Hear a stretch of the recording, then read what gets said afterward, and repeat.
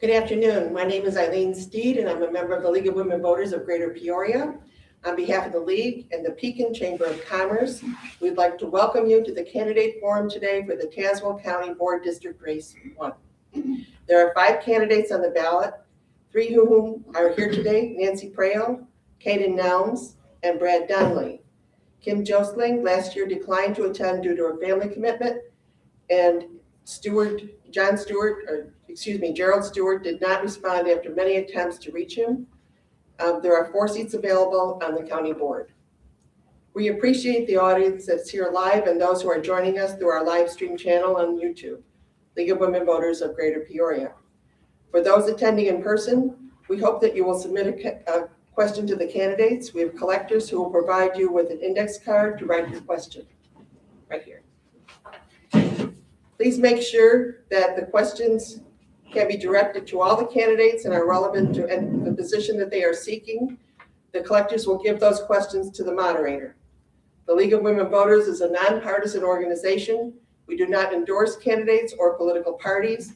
We do take positions on issues after a lengthy study process. One of the missions of the League is voter education. We do this through candidate forums. We have been conducting forums for many years throughout the country. It is our way for you to hear directly from the candidates. We hope that you will walk away from here today with a little bit more information about the issues on the community and about the candidates themselves to help you make a decision when you go to vote, either through early voting, which began this week, or voting by mail, or by casting your ballot on Election Day, March 17th. If you are voting by mail, you can drop off your ballot at the Tazewell County Election Office in the McKenzie Building, 11 South 4th Street here in Pekin. If you are using the U.S. Post Office for delivering your mail and ballot, there have been changes in how all mail is processed as of December 24th, 2025. To ensure that your ballot is stamped with the date you mailed it, you want to be sure that it is postmarked by hand locally at the post office. Mail-in ballots must be received at the election office within 14 days of the election, March 17th, and be postmarked on or before March 17th. So mail them in early or drop them off at your ballot at the election office. A few housekeeping tasks. Please make sure your cell phones are muted and hold your applause for the candidates until after they've all given their closing statements. No recording during this event. Our moderator today is Chris Kiergaard. Chris will run through the rules and we'll get started. He has some questions already prepared by the League, and we really encourage you to ask your questions. We really want you to take the time and do that. Please submit them to our collectors. And Chris?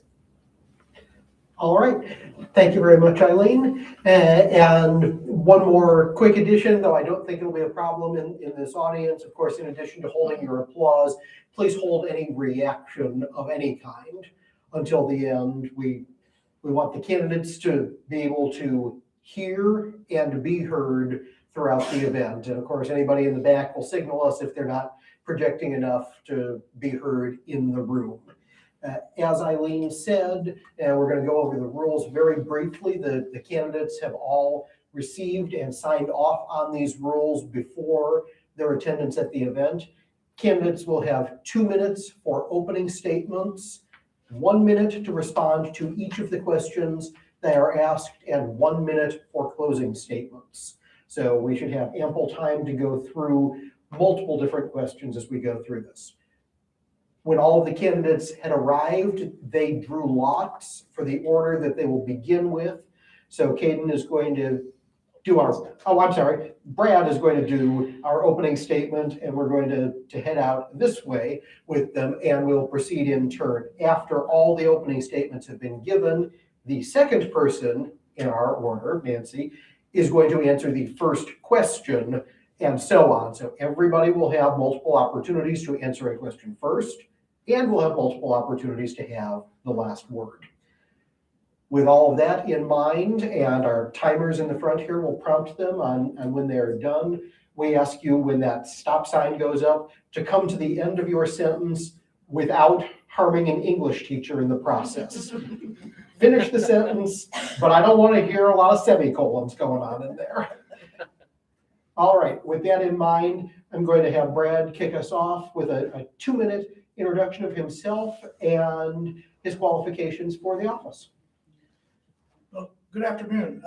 I'm Brad Donley from Delvin, Illinois, and I'm very pleased to be here with you this afternoon. And I'm just excited, nervous is more likely. I haven't been nice. Okay. Now can we hear me better? Yes. Very good. What I'm bringing to the county board is my experience and my knowledge for over the years. For 3 years, I ran a small insurance business. Some of you remember from the Donley Insurance Agency. Me and my dad started out. He actually got me started. I didn't realize he got me started in politics also, which he did. As being the township clerk in Delvin, which was passed on to me after his accident he had. And I'm still doing that. And I'm very worthwhile. And it's given me a lot of knowledge into local governments. As far as county, I have some resources there. I have some friends in Tazewell County that also help me. And I do question them and call them. And also over the years, I have running business for 30 years. I was a scout leader for 20 years. I'm also a private pilot. I worked in emergency medical services. I have a wealth of knowledge, and I've tried to draw my resources for what I need. And what I want to be for you is your voice at the Tazewell County Board. I believe in government by the people, for the people. So I want you to tell me what you need, and I'm going to go to the board and see what we can do about it. And I appreciate your listening, and thank you for my invitation. Have a good day. Thank you. Thank you. Nancy, you're up next. Good afternoon, and I thank all of you who are here today, and I especially thank the League of Women Voters for inviting us. I'm sorry that the other candidates could not make it, but I know it was for a very good reason. I've been on the Tazewell County Board for approximately 16 years.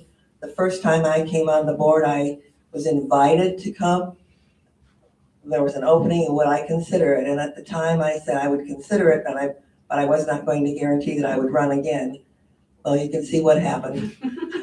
I was intrigued by what was going on. I felt the need for some of my talents to be used, but on the other hand, I also felt like there was enough going on in the board at the time that there were a lot of things that we could work on and hopefully improve. I live in rural Tazewell County. I'm married to a farmer. We've been farming for over 50 years, and his family farmed long before then. We have a son who's an attorney here in Pekin and also farms with us, and a family, and his daughter, and our daughter Ann, who's also involved with the farm with her husband and family. I worked at Bradley University. I graduated from there with a master's and a bachelor's and a master's degree in speech education. I've done quite a bit of economic development work in the Manitou area, and I was very active for a long time in the group called MERIT, the Manitou Area Regional Economic Development Corporation, which had a lot to do with the aquifer, the Mackinac River, and farming and all of the areas related to that. I thank you for the opportunity to be here today. I feel like what I've given to the board has been valuable, and I'd like to continue that for another 4 years. Thank you. Thank you. And Kaden? Well, thank you for coming out. I appreciate everybody coming. My name is Kaden Nelms. I'm a current Tazewell County Board member. I'm still in the middle of my first term. I've learned quite a lot of stuff about how local government operates. I originally ran to give young people a voice. I wish to continue my work in trying to get people under 40 involved. I hope I can count on your vote. All right. Thank you very much. And we're going to go to the first question, which begins with Nancy, and then we'll move to Kaden and then Brad. I will leapfrog you with the next one beginning with Kaden. It's going to feel off until we get through it a couple of times. So, Nancy, I want to begin with this because it's an issue everybody is talking a good deal about right now. There's a proposed data center that is being considered within Pekin boundaries in District 1, but not inside the county boundaries. So the county board cannot have any legislative role in approving or denying the data center. However, if you are elected or reelected to the county board, you have the opportunity for influence and to speak to other elected officials about this as an elected official, what, if anything, would you do to advocate for or against the acceptance of the proposal with Pekin City Council members who have the decision to make? Okay, thank you. I envisioned that might be the first question and maybe the only question today, but I wasn't quite sure. First of all, I was an economic development coordinator for our village of Manitou, and I worked with the Peoria Economic Development Council and various other organizations in the area for a long time, trying to encourage business development in the area. I know there are lots of opportunities, different kinds of opportunities, and a lot of people have different incentives and different interests. I would like to say that I am very concerned about the environment, have always been.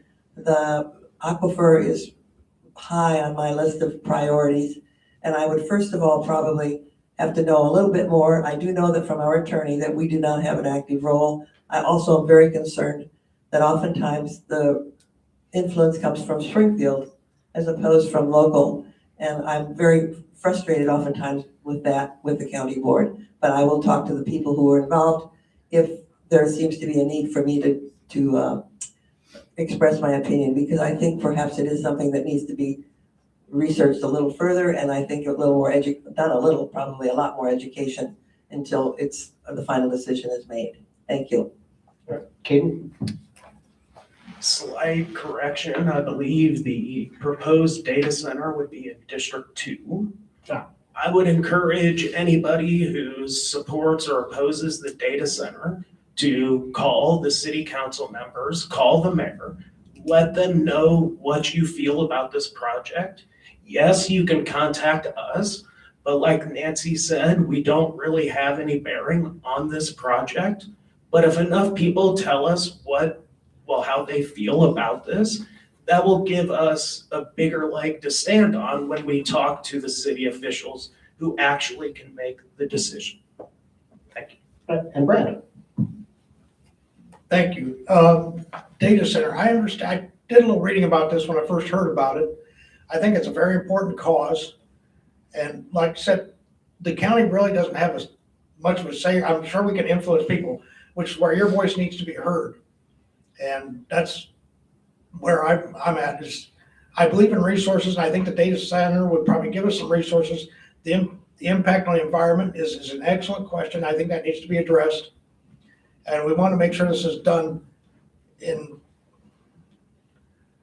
okay, I'm sorry, I'm having trouble with my words, but I want to be in cooperation with the environment. We don't want to harm the environment, but we still need to get our data out there to keep our resources available to us. Without good, intelligent resources, we can't make intelligent decisions. So I think it's important, and I hope it works out, and I'm sure we can work it out with everybody's minds together and everybody's voices. Thank you. All right, and many of you know I used to be a journalist, and I believe in follow-up questions, but this is also a standalone.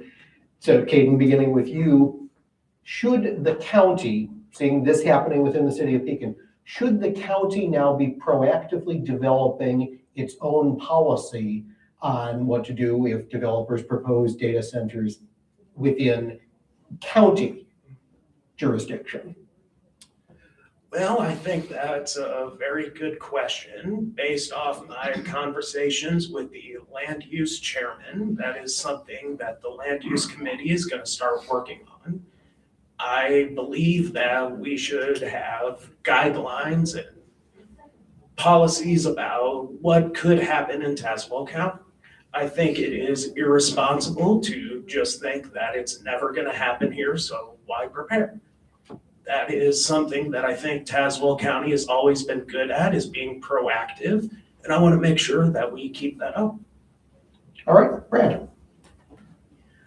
Okay, our responsibility, and I believe this is a coming thing, and I think it's going to be more prevalent.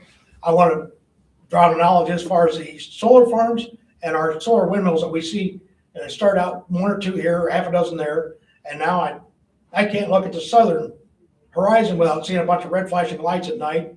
Solar farms are popping up everywhere. So I think it's definitely, the county needs to address the policies on this. I think we need to develop something so that, right now it's not a question. but who's saying what tomorrow may bring? I think we need to be prepared for that. And I think preparation can head off a lot of problems in the future. And we can address more details as we go on. Thank you. All right, and Nancy. Years ago, I was at one of these forums and I sat next to a board member who was also rerunning for the board. And every time I said something, he'd always say, I agree with her, same thing. And it was kind of interesting, but that's kind of where I felt sitting here. However, I do think that our county board probably needs to be more proactive as far as preparing for the future. We've tried. Sometimes it's hard to guess what's coming next. And I think we're in the process of that right now with this particular issue and some other issues that we're forced to take a stand on when we really don't believe that's what we want to do, but because of a level of government above us perhaps, or enough people who feel that it's good and then we find out later it's not. So I agree with what the gentlemen have said, and I think you're right. We need to prepare for the future by looking ahead to what might possibly be, and that's looking into that crystal ball. I'm not sure how we can do that for sure, but I do know that we do not want to spend money on a lawsuit that's going to affect all the taxpayers and make people a lot more unhappy than they are right now. Thank you. All right, thank you. Moving on to the next question, and Brad, this one starts with you. Over the course of the last several years, and this gets to what some of you have alluded to about other forms of energy production, whether that be wind or solar. Over the last several years, some members of the county board have proposed special use permits for wind farms or solar farms on county property. State law, of course, limits what you are allowed to do as a county board in rejecting some of those proposals for special use permits. So you are sometimes bound to approve something even if you disagree with it. But I want to get into your heads on how you vote on an issue like that and what you would consider when being asked to vote on solar or wind projects in the county.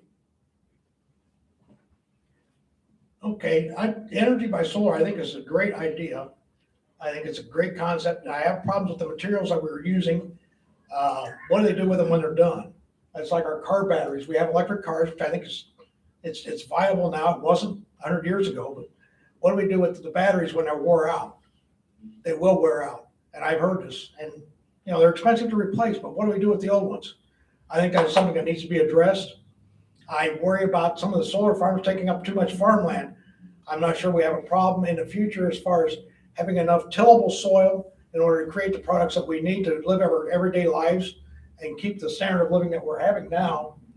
But I do believe the renewable resources are good because I don't think we can depend on fossil fuels for too far in the future. I'm hoping that we can find something sustainable in that respect. And I do think we need to prepare and plan ahead for this. Thank you. All right, Nancy. Well, I think we have some valuable resources in our county that a lot of counties don't have.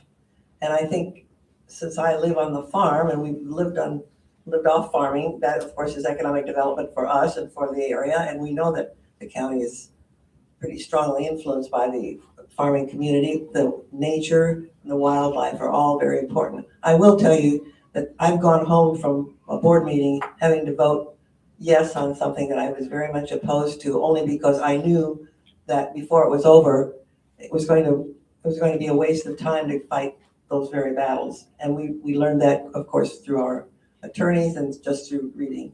I know some people are talking about nuclear now. I'm not sure how that's going to be addressed, but we do have to look at that as well. I'm concerned, and if you're wanting to know how I felt voting no or yes, it's a very tough thing. Like I said, I drove away from the board meetings very upset with myself for not having more courage. But on the other hand, I had to be realistic and know that that was not going to pass. If I was voting no, I was about one of two or three, and we still were going to lose on that battle. All right, and Kaden. So close to a year and a half ago, the county board had a solar project that we were voting on. I, along with many members, voted no because I didn't believe the project was good.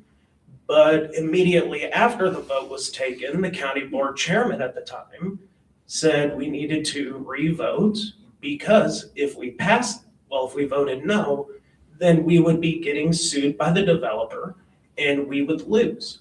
So we had to turn around and vote for the project. It really bothers me because if we don't have any actual bearing over the project, we should do what Woodford County has done and not bring these projects to the county board. I think it's irresponsible and a waste of taxpayer money for us to consider projects that we have to vote yes on. All right, moving along to the next question. Nancy, this one is starting with you, and this is one that has come from the audience.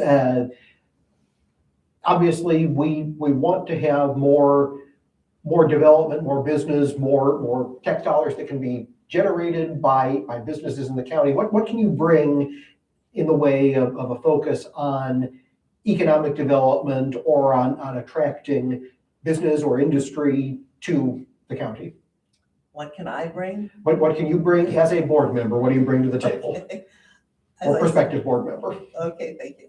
I can tell you, as I told you before, I worked on economic development for probably 40-some years on various things. We spent a great deal of time in the Manitou area trying to attract bricks and mortar for a processing plant.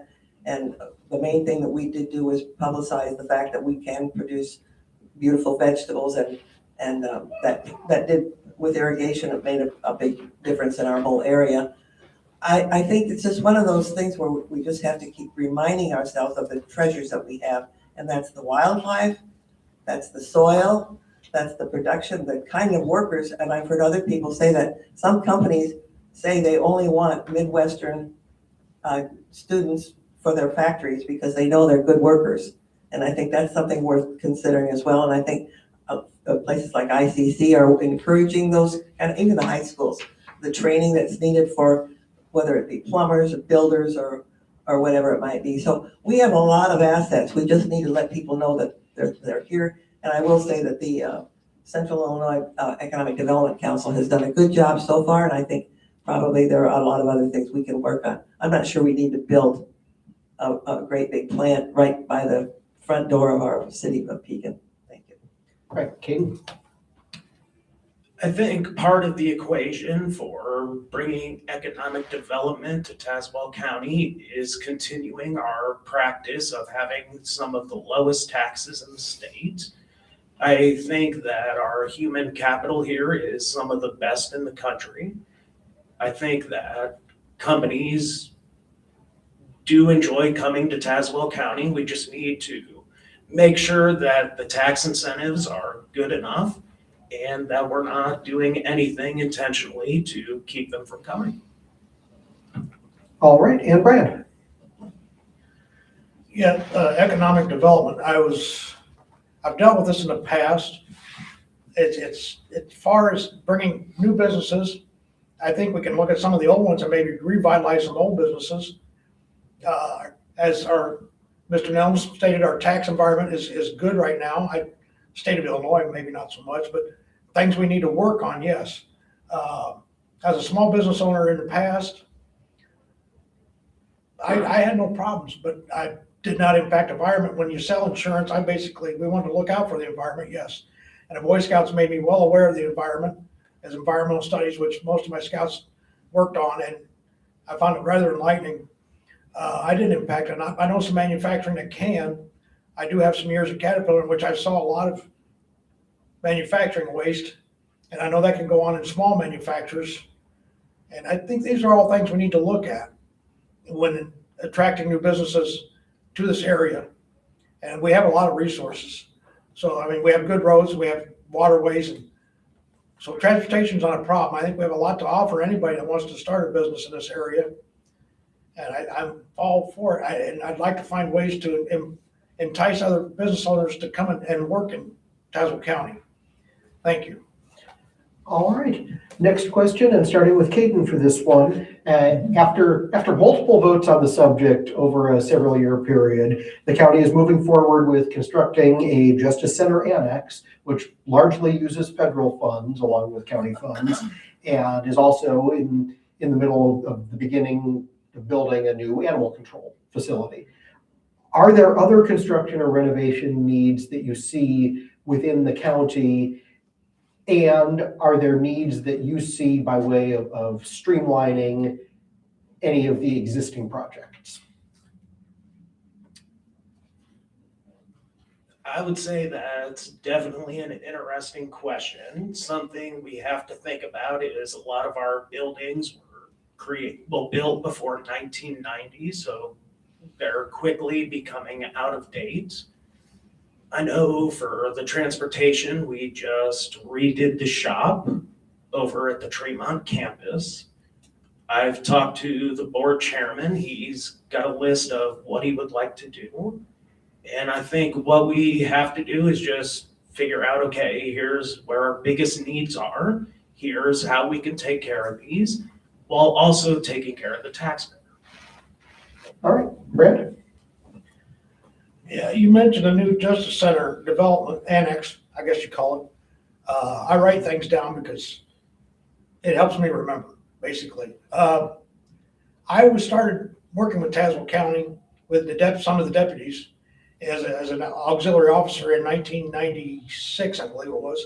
So I was aware of the facilities we had then, and they were old then. And those have since gone, and they built a new center, which they did a lot of updating, and which is, as far as law enforcement, we need that. And we have a lot of county offices.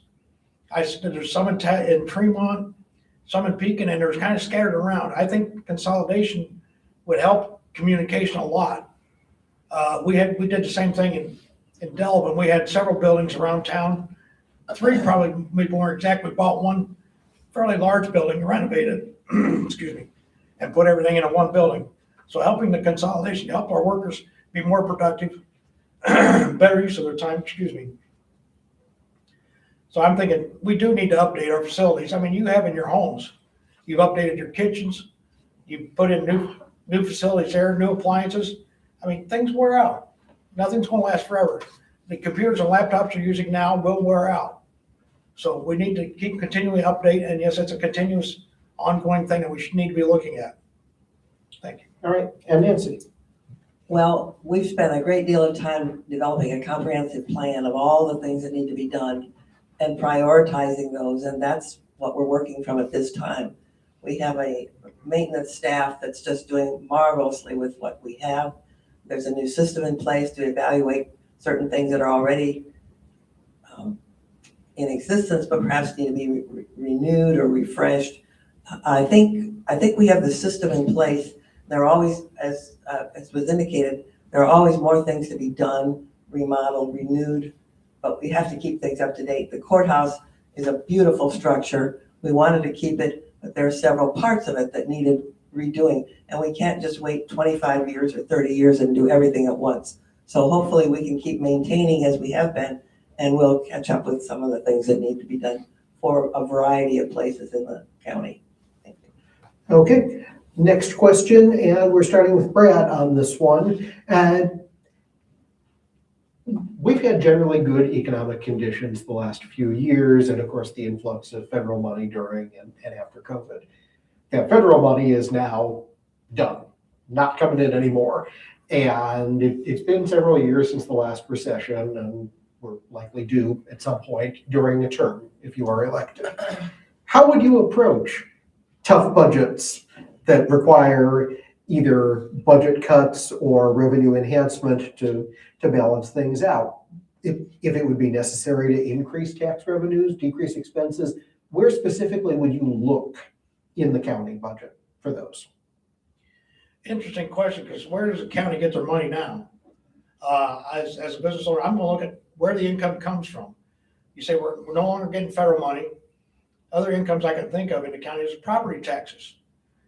I don't like my property taxes going up. Anybody can tell you. I'm at John's office probably 2 or 3 times a year trying to figure out how I can save money on my property taxes. But we do enjoy the environment that we've created in Tazewell County with whatever roads and law enforcement and the health environment that we've created. We need to keep these up, and hopefully we can maintain it. We got the ball rolling and maintain these structures. And as far as budgets, there's always places to cut. As a small business owner, I knew that. I knew where I could trim, I knew where I shouldn't trim, and sometimes I trimmed where I shouldn't, and I learned. And I think as on the county board, we can do the same thing.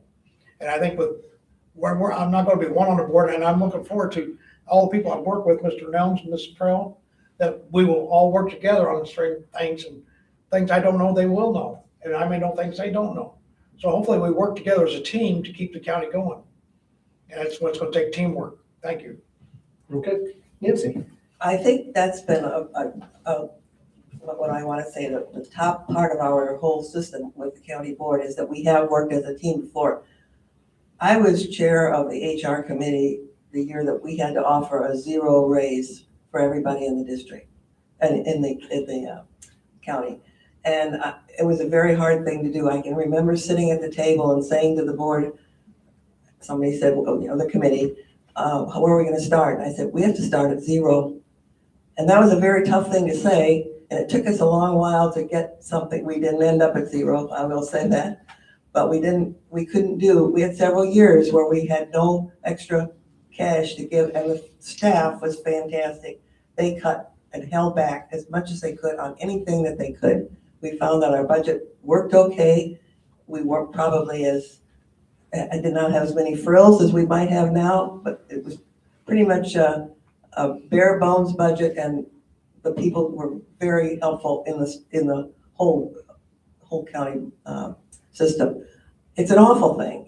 You hate to walk away after people work so hard and then you can't reward them with with as much or more as they should get. But I've done it, and I know we can do it again. And our board worked very well together to do that, and we did manage our budget, and it was just, then we've been able to build it back up again. So it's a terrible thing to have to cut it down, but it sure is a fun thing when things are going well.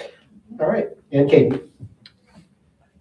I've talked to some more senior board members who've told me that we've been in bad financial positions in the past. Most likely what we would have to do is just tighten the purse strings, only go for the essentials. Something that I think the board does take into account is we can't do blanket spending cuts across the board. There are certain funds that we have to put by law money into.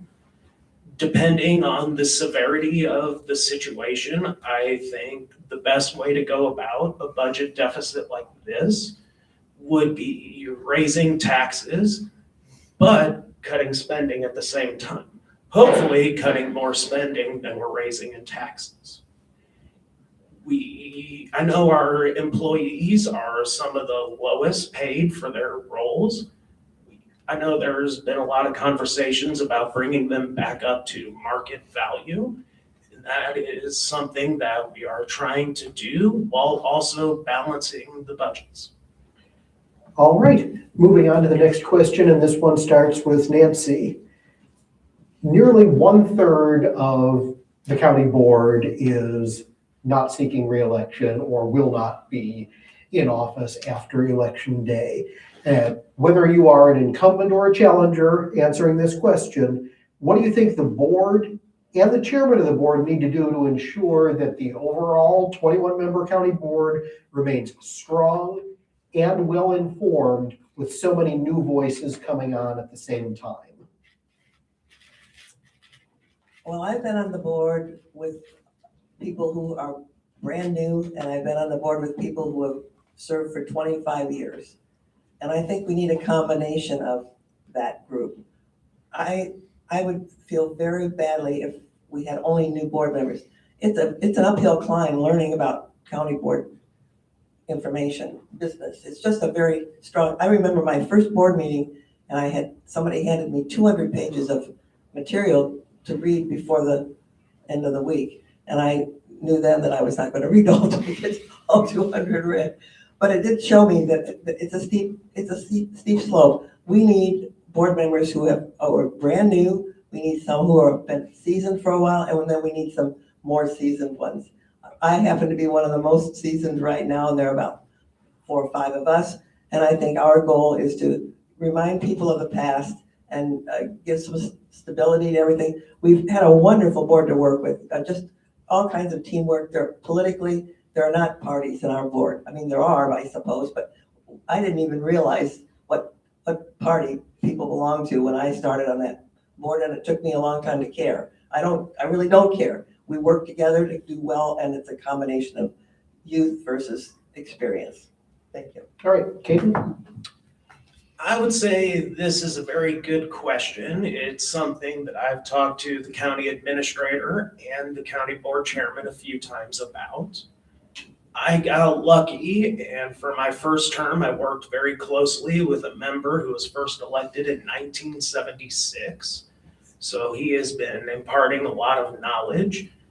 I think the board needs a mentorship program between the longer serving members and the freshmen, because it's a very steep learning curve. I'm still in my first term, and there's quite a lot that I'm still learning every single meeting. I think it would be good to tell the new members this is what to expect. Even in my short 4 years, we've had a few new members who've come in, and then they realize the job is a lot harder, a lot more in-depth than what they thought. And then they ended up deciding, okay, well, I'm either just gonna retire or I'm gonna resign. So I think it's something that we really need to have a lot of conversations about as board members. And I think we also need to just pair off older members with younger members to learn the ropes. All right, and Brad? I'm gonna echo mostly what Nancy and Mr. Nelms has said. I think there's the people that are still there that have been reelected. We want to draw off their wisdom and their experience, and the new people can bring new ideas. I think it makes a great mix to have some new blood coming in. And hopefully we can all work together. I mean, like I've said before, it is teamwork, and we do need to work together. And I can appreciate Mr. Nelms' mentorship. I think that's worthwhile, because I am looking forward to learning something new, and I'm hoping I'll get plenty of help with it. I know I have some friends that will help me. I'm not too worried about that, but I do want to draw on the experience of the old senior members and hopefully bring some fresh blood in with the newer members. Thank you. All right, moving on to our next question, and we're gonna pause for a minute and ask you something maybe a little bit more fun about Tazewell County government. The county, of course, begins its bicentennial year in October of this year. And next year, well, the submitted question says 26, so leading up to the bicentennial celebration in October of 27. So a lot of local governments have begun their preparations ahead of time for these types of events. I want to know, if you were elected, what sorts of plans do you already have in your mind, or do you think are appropriate for the county to celebrate in the run-up to that bicentennial celebration? Kaden, Oh, can I start with you? Yeah. Well, this is a good question. Currently, I'm the chairman of the Ad Hoc Historical Preservation Committee. This is one of the tasks that we were given. We've been having a lot of meetings, and we're going through a lot of good ideas. Personally, I think that it would be better if we created a special bicentennial committee to get more buy-in from the county employees, the county electeds, and the public.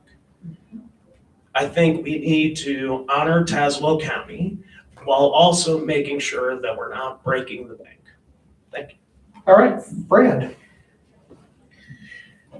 I'm going to echo Mr. Nelms again. I'm starting to like this guy more and more. But he has some good information. I'm going to draw on him if I can. I think we need to celebrate this history of Tazewell County, and I'd like to know more about Tazewell County's history. I'm reading a book now about some of Tazewell County's history that between Tazewell County and Delavan with the sheriff's department, which is always kind of one of my favorite issues.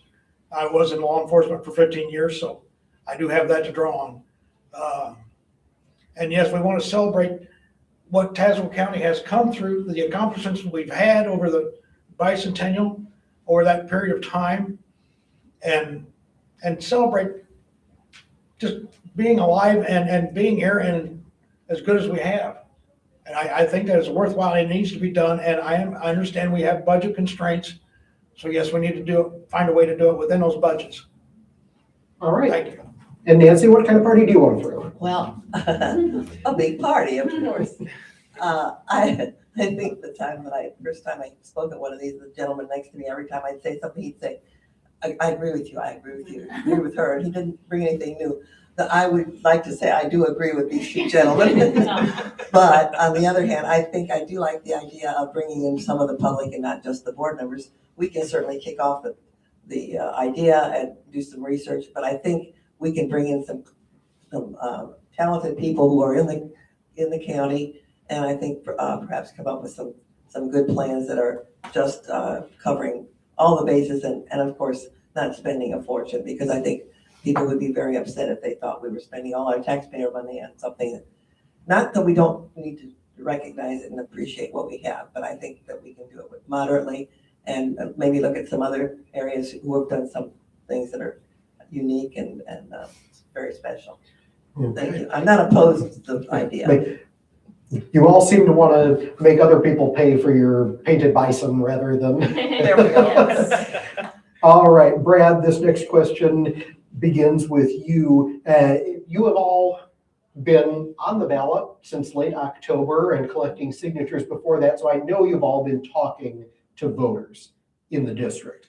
And I want to know from you what the issues are that you are hearing from them, not response to the questions we've picked out here.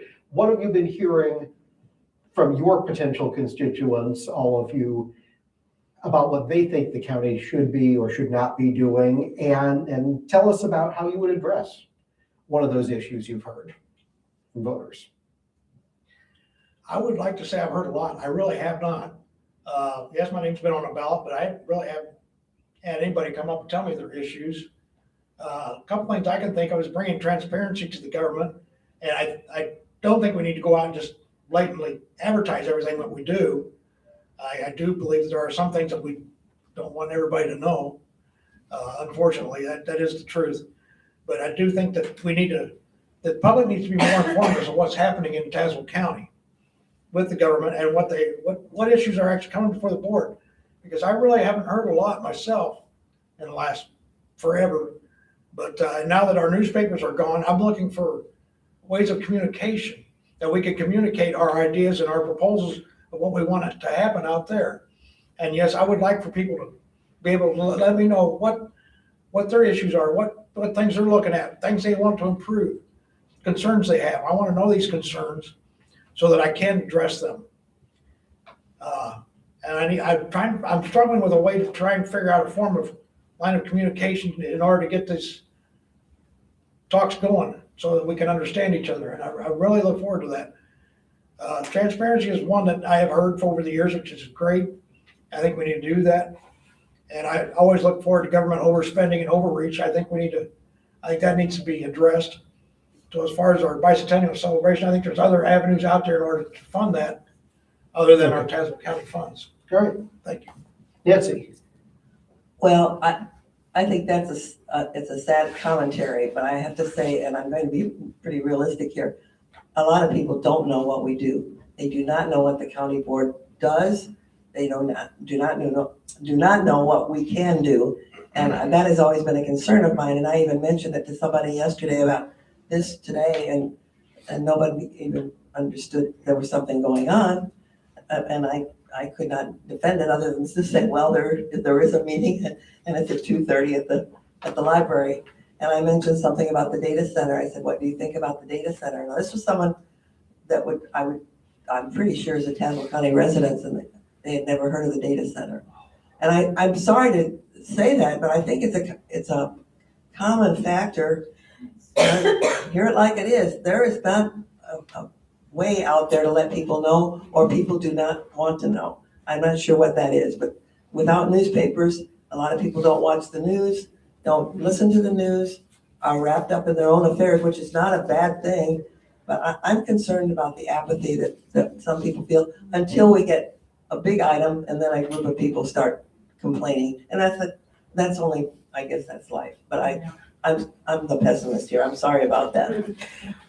So, all right, Kaden. The most common issue that people bring to me is the economy.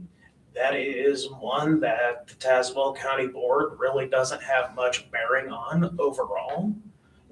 But I would say that is the biggest concern that people have, which is very understandable.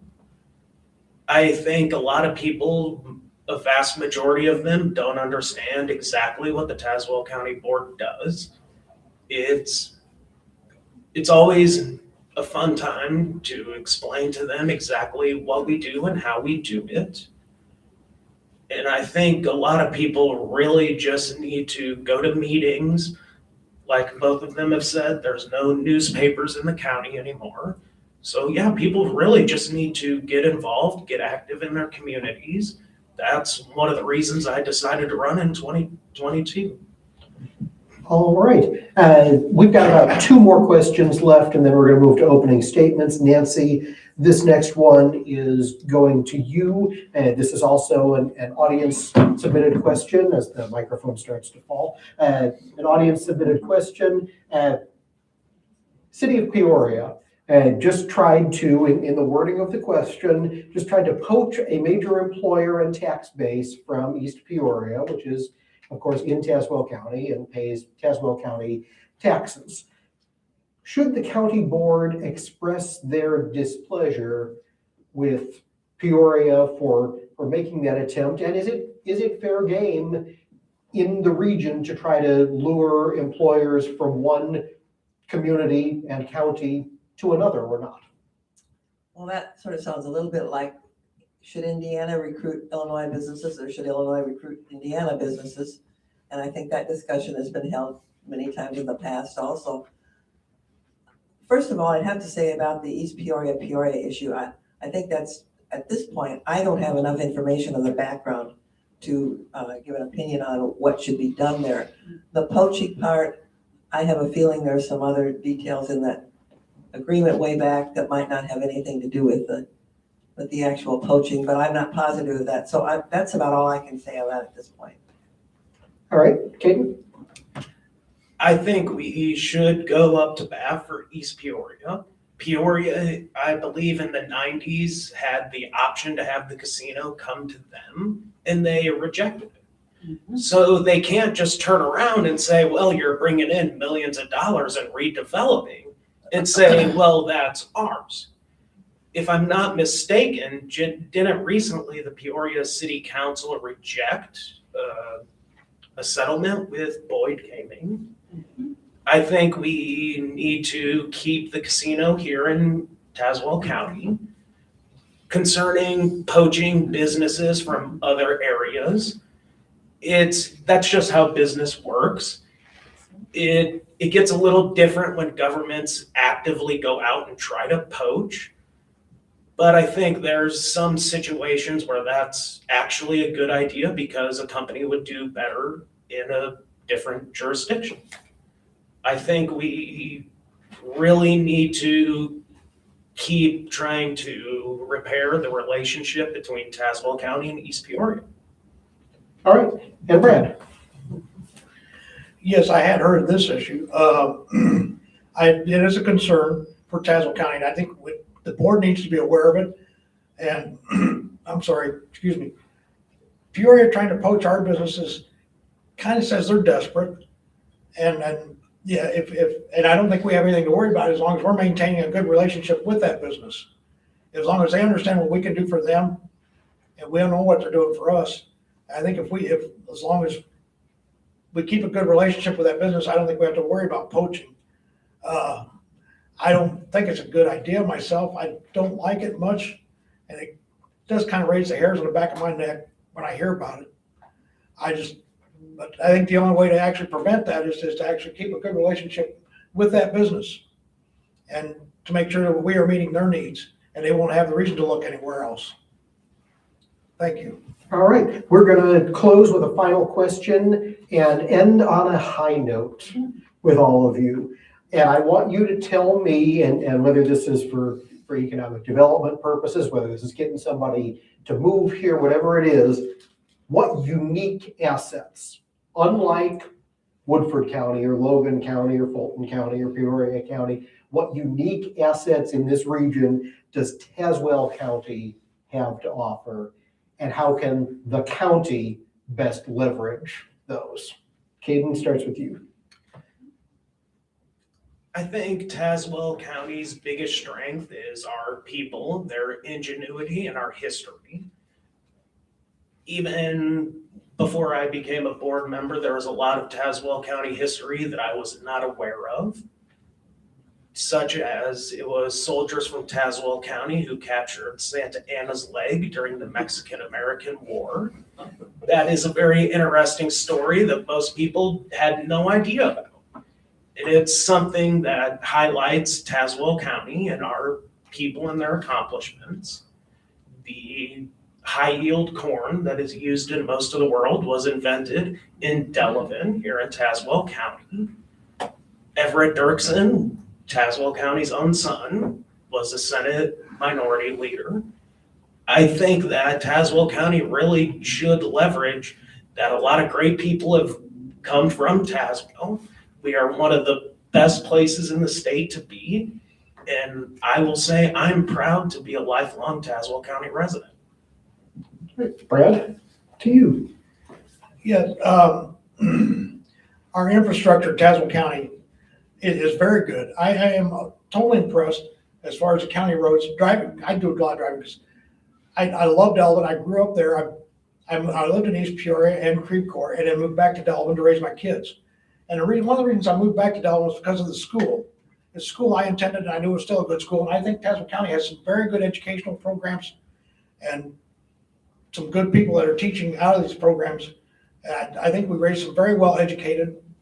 I'm not going to break on my own kids, but I know a lot of people from the Delvin School that have gone on to get a master's degree, be very well educated, very intelligent people. And I think we have a lot of intelligence in this county. And like I said, our infrastructure is a good enough draw that, it was one of the things when I was a kid traveling with my dad, we could tell when we hit Illinois. I mean, there was a big bump, let's face it. As someone said, you drove into the divot and then you drove out when you went into another state. And I'm impressed with Tazewell County and the way they've kept the roads over the winter time. I've always told my wife, I said, forget the state routes. I said, if you get a chance to get on a Tazewell County road, take that over anything else. It's going to be the cleanest and the best there is out there. And I have had the opportunity to try and move. I was in the Air Force, went to Texas and Mississippi, had the opportunity to go to Colorado. I stayed in Tazewell County because I like it here. And I think it's an excellent place to raise kids. And most of the people I've enjoyed here have been wonderful. Okay, thank you. Nancy. Well, having been a part of the Transportation Committee from Tazewell County for 15 years, I'll take a bit of that compliment. Thank you. You're welcome. And Kaden's on the committee too, so he knows what we're talking about. In addition to that, I would say that I raised my family in Tazewell County. I like the size.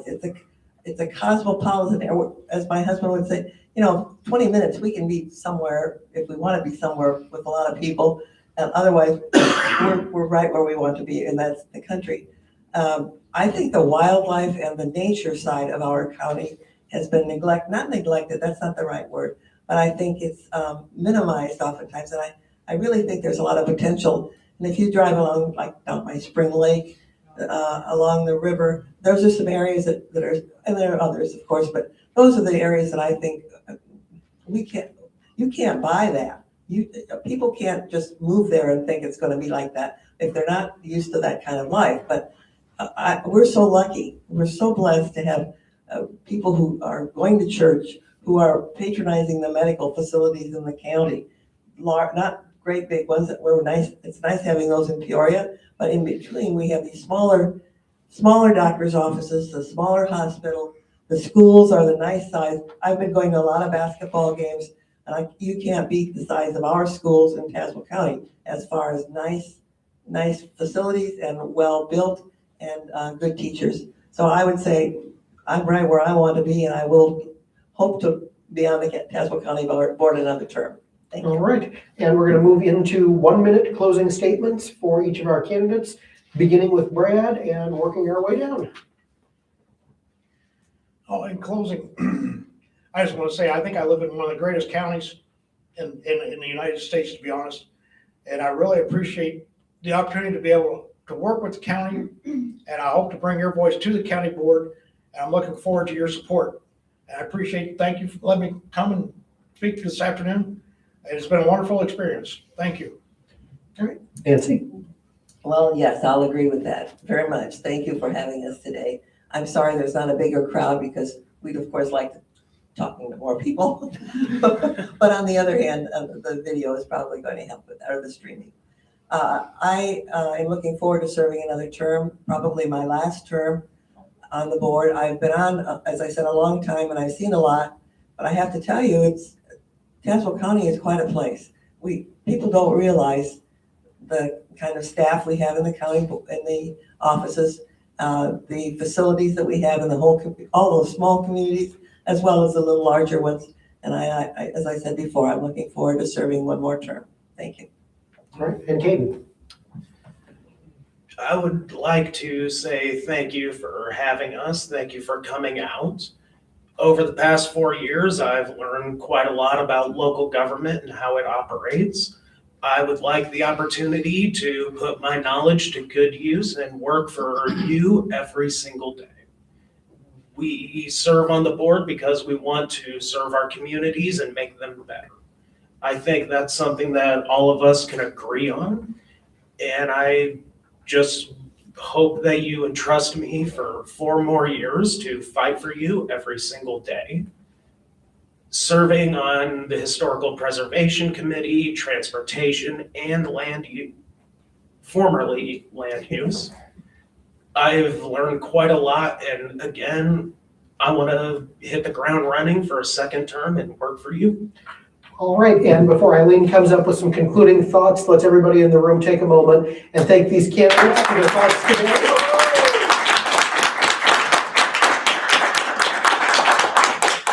This will continue to be available on the league's YouTube page, and all we ask is if you are a candidate, you must share the entirety of the video on any of your social media pages. We can't just excerpt it. That's part of the agreement that we agreed to, that we're going to get to see the whole thing when it goes out. Eileen, I'm going to hand it back over to you for a couple of concluding thoughts. All right, thank you, Chris. Well, first of all, I want to applaud these candidates for putting themselves forward to serve the community. We need more people like them.